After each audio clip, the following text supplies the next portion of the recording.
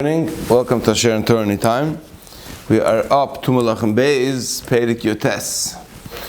So last Perek, we had Rav Shoka, who was the apostate, the Mumid who came to instill fear and terror into the Jewish people, and now they brought back the message to Chizikyahu, even though Chizikyahu told his people that they shouldn't respond, not to get sucked into the drama. Vayikishmoya Melech Chizikyahu, vayikrais begodov, vayiskas basok vayove beis Hashem. So Chizikyahu heard what was going on, and he heard about the blasphemy. He covered himself with a sackcloth, and he came to the beis Hashem. Vayishlach es al Yokim asher al abayis, v'shev na'soifer v'ziknei hakayanim miskasim basakim al Yeshayahu anovi ben Omutz. So his servant, it's only mentioning 2 out of the 3 over here. Vayomiru elav koyamar Chizikyahu Yom tzara v'seichecha unaatza hayom hazeh. So he's sending a message now to the Navi. So first of all, he comes to the Beis Hashem. Second of all, he goes to the Navi, and he says, Yom tzara, it's a day of trouble. V'seichecha, it's a day of rebuke. Unaatza, a day of disgrace. Hayom hazeh kivo bonim ad mashbed. V'koyach ayin leleida, because your children have come to the threshold of giving birth, and the baby is ready to get born, but the mother has no strength to give the birth. Which is when you're ala mashbed, means you're at that point where it's almost going to give birth, but there's no strength to keep on going. It's a very powerful metaphor, this, because there's no going back. There's no going back.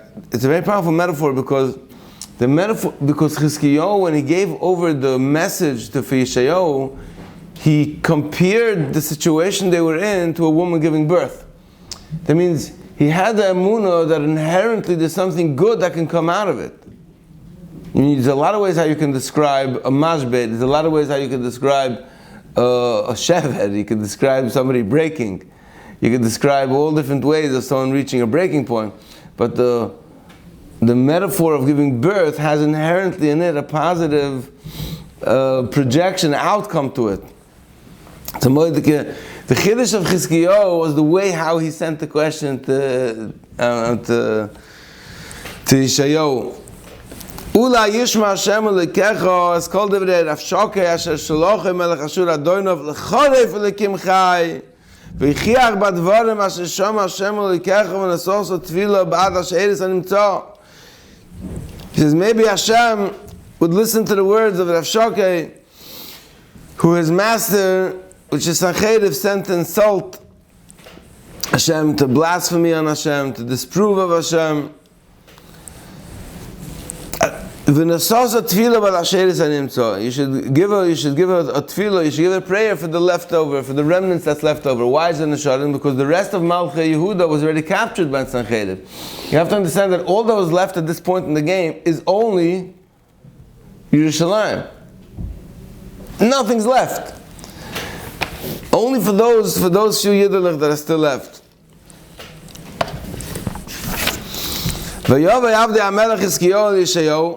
So they came, so the servants of Chizikyahu came to Yeshayahu.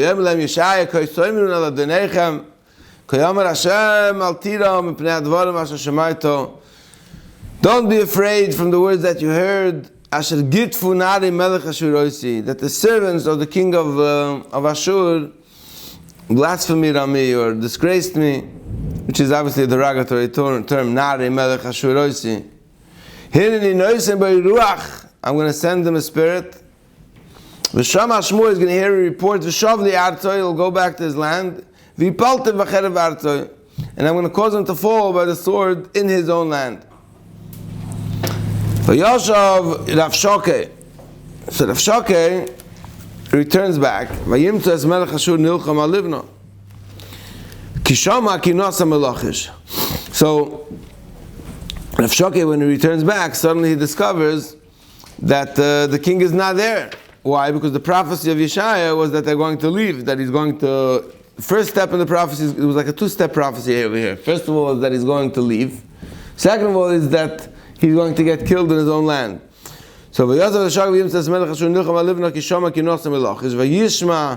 El Tirhaka Melech Kush, and we'll see about that soon. Le'emor hinei yotzo lilochem itoch, vayoshav vayishlach malachim Chizikyahu le'emor. So, Avshakeh returns. He finds that his king is not there anymore. He went to Lachish because he heard that the king of Kush said, "Hey, he's coming out to fight against you." So Sancheriv wasn't going to leave this, leave with his. He wasn't just going to leave this sitting down. Let this just go by. That he left this. He was in the middle of antagonizing, and he was going to capture Yerushalayim. So he sends him a message. So first of all, Chizikyahu already returned to being Melech Yehuda at this point. The fact that he got diverted and he got busy now with the king of Kush, when he sends him a message trying to maintain his power and his position, now suddenly he became Melech Yehuda. Because Chizikyahu Melech Yehuda le'emor, Al yisiyacha le'yecha, asher atu b'teach boi le'emor, lo yisinos Yerushalayim b'yad Melech Ashur. He said, don't let your God who you trust mislead you, saying that Yerushalayim is not going to be given over in the hand of Melech Ashur.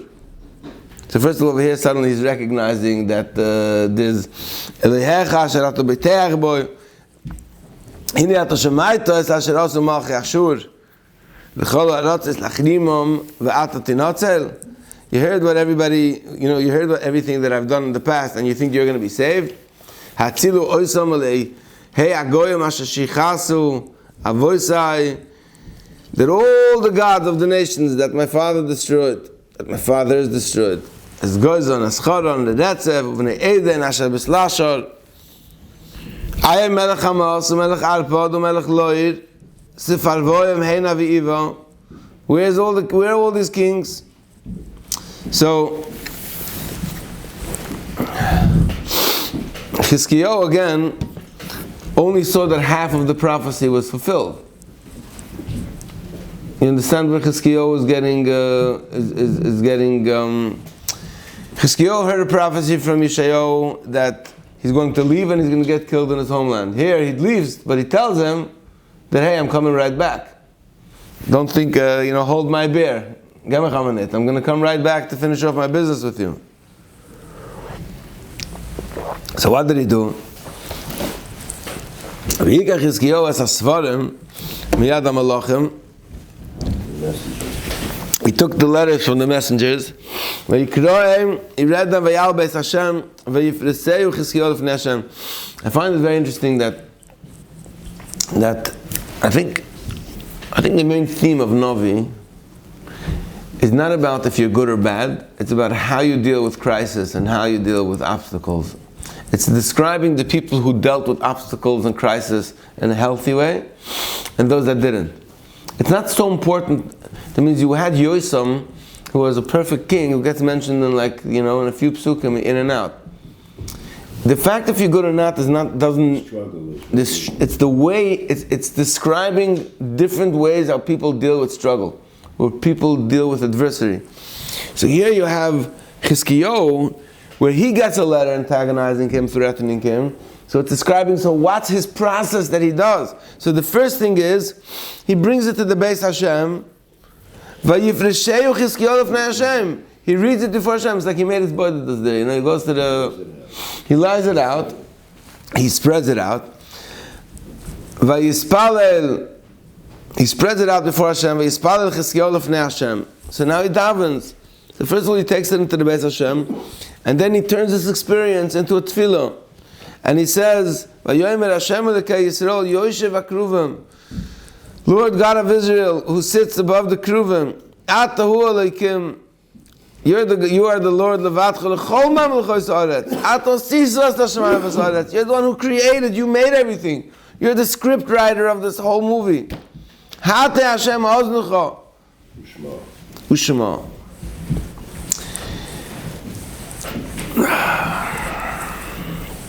Turn Hashem and listen. Pekach Hashem einecha. Open your eyes and see. Re'ei u'shma. Es divrei sacherev asher shalochei lecharef v'lekim choi. that Sancheiriv sent to insult and to disgrace the living God. Amnam Hashem echerivu. Amnam Hashem, it's true Hashem. Hecherivu mache Ashur es hagoyim v'sartzam. The king of Ashur destroyed nations and their lands, and they put their gods on fire. But you know why? The threat that Sancheiriv told me that I destroyed all of these other gods. Of course he did. Because they're not gods. They're not real God. They're just the work of man. They're made from wood and stones. Of course, vayabdum, they was able to destroy them. But you God, save me from his hand. So that all the nations of the world, that you Hashem, are you alone in the world. Which means, it's a beautiful, beautiful way of processing. He takes the fear, and he takes the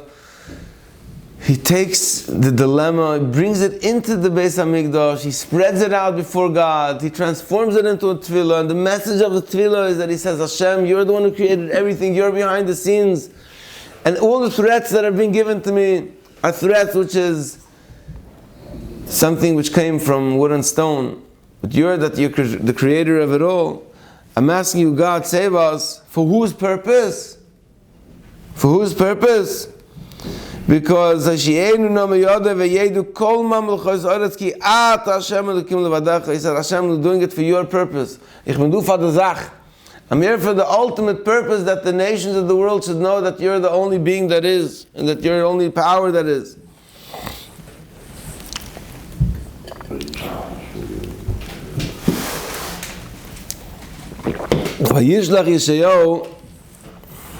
Basically, what he was being mispelled was that God should save the Jewish people for the honor of his own name, which is a huge difference of when a person comes and he says, Hashem, save me because I want to be saved, for my own benefit.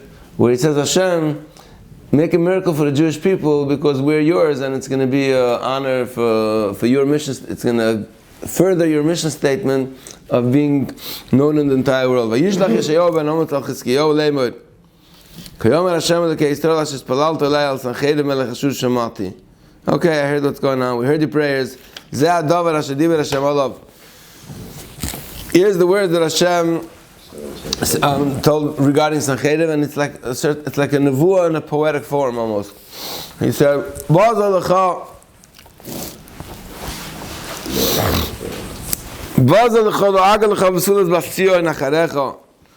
the Virgin of Israel, Basulas Bastion, is like a name of purity. He says that the pure Bastion, the pure land of Israel, the children of Israel, are going to disgrace you. They're going to laugh at you. They're going to shake their head in laughter. The daughter of Jerusalem. I mean, like seriously, who did you insult and who did you blaspheme on? You lifted up your eyes on Kadosh Yisrael b'yad malachecha cherafto. In the hand of your messengers you disgraced. B'yad malachecha cherafto adoyne v'toymer ich bi ani alisi miroim arim yarkasei levonoin v'echro is koi masarazov mivchoid v'roishov v'avoy umolon kitzoy yarkan miloi. By the hand of your messengers you insulted God and said, with my many chariots I have gone up to the heights of the mountains, to the farthest ends of Lebanon. I have cut down the tallest of its cedars, the choicest of its cypresses. And I have entered his furthest resting place, the forest of his orchard. And I have dug and drunk foreign waters, and I dry up with the sole of my foot all the mighty rivers. I'm going to come with my huge armies, and just by walking over these streams it's going to dry up. That's how many people I have, that's how much strength and power I have. And the Shamaita the Meirachok, haven't you heard from long ago? Oiso sisali mimei kedem. V'yitzartio ato avesio usi lasho is galem nitzim odem betzudos. Haven't you heard from long ago? This is what I have done. From days of old I formed it. Now I have brought it to pass. Fortified cities will be desolate, overgrown mounds. Overgrown mounds. So, v'yeshveim kitzreyot chatu v'yavoishu oyo esav soda v'yirak desha chatzir gagos u'shteifel ufnei koimo. Their inhabitants will be helpless, broken, and disgraced. They will be grass of the field, green vegetation, grass of the rooftops, burnt by the wind before it grows to maturity. I know your comings and your goings, and what you've tried to anger me. Yan hisragescha elai v'shanancha Allah. Yan hisragescha elai v'shanancha Allah, because you angered me v'shanancha Allah ba'oznei v'samti chachi be'apecha u'mizgi b'svasecha v'ashivoisicha b'aderech asher bosa ba. Because you provoked me, so Yanis Ragescha Lev Shanancha Ola Ba'oznei. The Shanancha, a chachi and a miski are these like, it's like a nose ring that you put on the animal, like a yoke.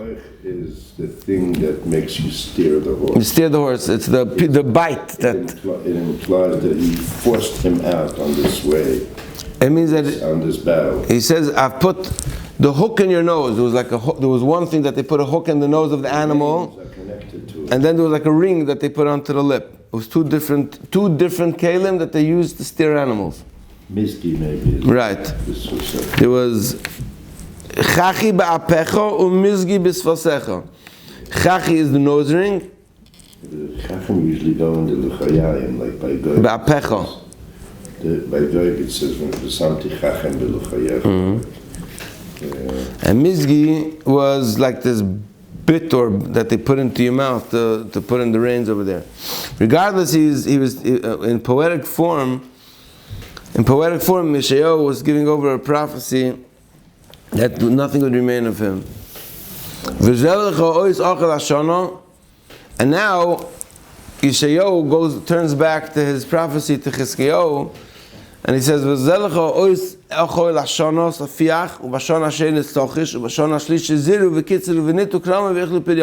a big problem. Even though Sancheriv would leave, he still devastated the entire region around and around. He captured all of the Ar Yehuda.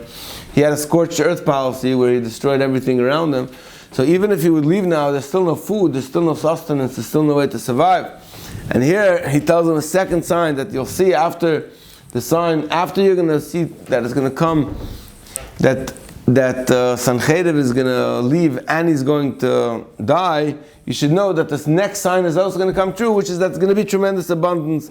And in the first year, there's going to be wild growth. The second year, it's going to start already having shoots. And by the third year, you're going to be able to have plants or trees that are going to already grow fruit. The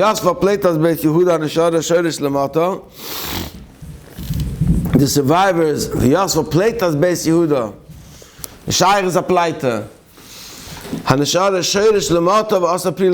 They'll have deep roots going down below, and they're going to give fruit from above. From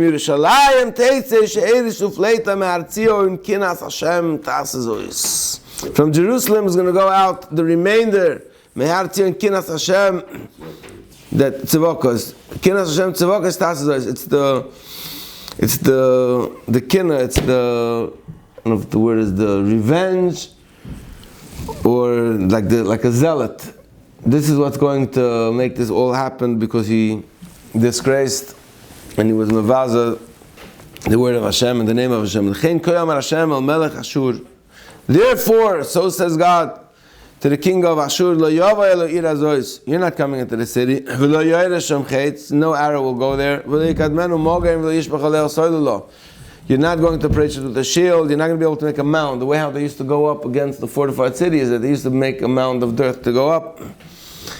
So he says, but the same way you came, Yoshuv.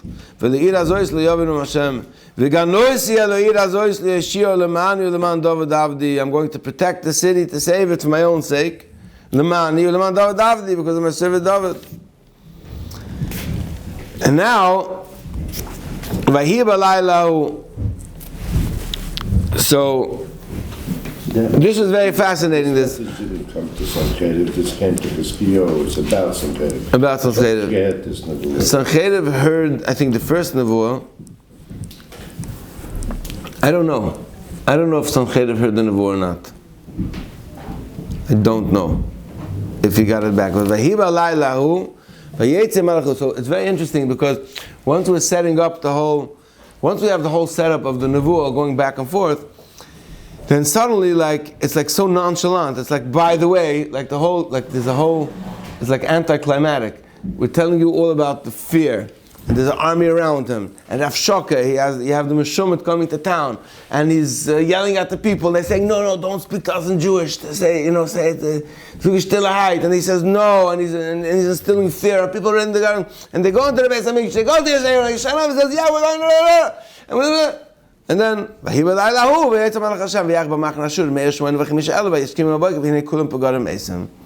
that night, this angel of God comes, destroys the entire Machna Ashur, 185,000 soldiers, and in the morning they were all dead. It's almost like, I see it again and again in Navi, that we're used to stories. We have a certain setup in our minds how stories work. That there has to be there's a plot, there's a drama, there's a certain format how stories are supposed to be.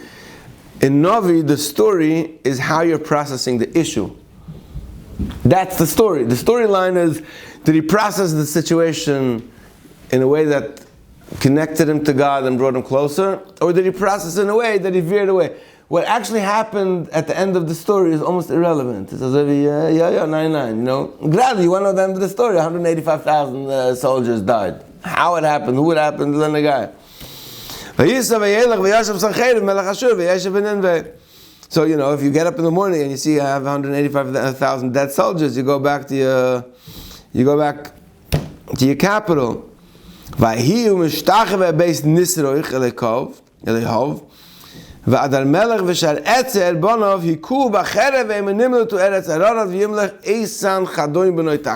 what happened over here? It's like, the whole end of these two parakim, two old parakim end off in two psukim. Two psukim to finish off the whole story. One is that 185,000 soldiers, which Grad Chazal says is on Pesach. That's one of the Pizmoinim that we say at the end of Pesach, is all about the story of Sancheiriv's army. Vahi b'chatzi alayla. One of them is that one of the things that happens is that Sancheiriv's army dies. But what's interesting over here is that Chazal say that he asked his wise men or his sorcerers or whatever. He said, why are the Jewish people getting help? So they said that the forefathers of these people was ready to sacrifice his son to God. So he said, okay, I'm ready to sacrifice two of my kids for God. His kids heard him say that, so Vehiyu Mishtach Vebeis Nitzrach Elegov, Adar Melech V'Sharetzer, two of his children, Hiku, they killed him, they sacrificed him instead of them getting, they sacrificed Sancheiriv, they killed him. They said, why should we go up? We'll send you up instead. So Vehem Animlu to Eretz, so then they ran away, they became fugitives. They grew into Ararat, Vayimlech Eisar Chadoin B'noi Tachtov. And then a different son of his became king. A third son, yeah. So, basically the punchline of this Pedic is a very powerful Pedic that finally we got a king over here who when he gets into trouble, he deals with it and he says, Hashem, I know that this is a way of giving Leida, this is a way of giving birth. Help me give birth. Help something. Sancheiriv gave birth over here. He gave birth to a new revelation. He gave birth to a new way of birth. First of all, he brought in that you have an issue, you bring it into the Beis Hashem. Chana did it already earlier, but here he brought in actually the letter. And he transformed it into a tefillah. And Chazal say that Chizikyahu was really ready to be Mashiach. Sancheiriv was going to be good. And the reason why, because the died wasn't. It says by Goy also that David is going to put Chacham in his It's a way how he's going to steer them. It's going to force him into a battle that he's not fully... The metaphor is that, it's also again one of the themes of Nach, is that Sancheriv, or the nations, it's always a game of control. We have an illusion as humans that we have control over things. Chizikyahu is saying, no, we don't have control. You're the one who's playing the game over here. You're behind the scenes. You have the control. So when Sancheriv gets it, the metaphor is used is that you're going to be controlled. You're going to be controlled just like an animal that has a nose ring, or you're going to have reins that's going to schlep you back and forth. You have no control. It's another theme beyond Navi, is always to come back to the point where you realize that the control that I've been given, it's a controlled control. All the control you have is a controlled control that you should be able to give back control. Kaski is geblieben,